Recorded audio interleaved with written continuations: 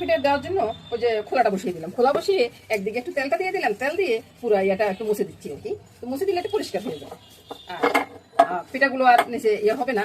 এই পাইপেনের আবার পেঁপে পিঠা একবারে নিচে লাগে না, খুব সুন্দর থাকে আর কি। তো একটু ভালো করে মুছে দিলাম, মুছে দিয়ে পিঠাটা দেওয়ার সময় আপনারা ঘনত্বটা দেখে নেন।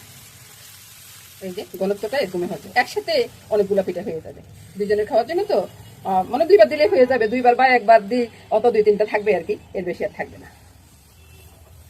এবার ঢাকাটা দিয়ে দেবো, ঢাকাটা একটু ভিজিয়ে তারপর দিব। এই যে দেখুন ঢাকাটা একটু ভিজিয়ে দিলাম, ভিজিয়ে তারপরে দিয়ে দিলাম ঢাকাটা। বাস হয়তো 5 মিনিট লাগবে, এতগুলো পিঠা হইতে 5 মিনিট লাগবে। এবার ঢাকাটা উল্টিয়ে দেখাচ্ছি, সবগুলো পিঠা হয়ে গেছে। আমি কি করবো, আপনাদের মেশামশাই আবার উপরের যে সাদা অংশটা আছে এটা দেখলে খাবে না, বুঝছেন? আমি একটু উল্টে দিচ্ছি, উপরের পিঠটা দেখুন কত সুন্দর হয়েছে না। এবার আরেকটা বেশ দিয়ে দিচ্ছি,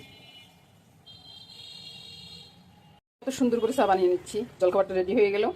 এবার দেখুন তো জলখাবারটা পছন্দ হয় কিনা। এই যে কফি দিলাম কাপে, তো কফির ভিতরে আমি চাটা ঢেলে দেবো, চাটার স্বাদ হয়ে যাবে দ্বিগুণ। বাস রেডি হয়ে গেল। সকালবেলা জলখাবার দুজনে বসে একসাথে খাবো, আর কেন দাদুভাই নাই। দারুণ সাথে জলখাবার, শীতের দিনের জলখাবার। আপনারাও তো বর্তাটা দিয়ে খান, আমরা কিন্তু বর্তা দিয়ে খাই না, আমরা নারকেল গুড় দিয়ে খাই। তো শুভ সকাল বন্ধুরা।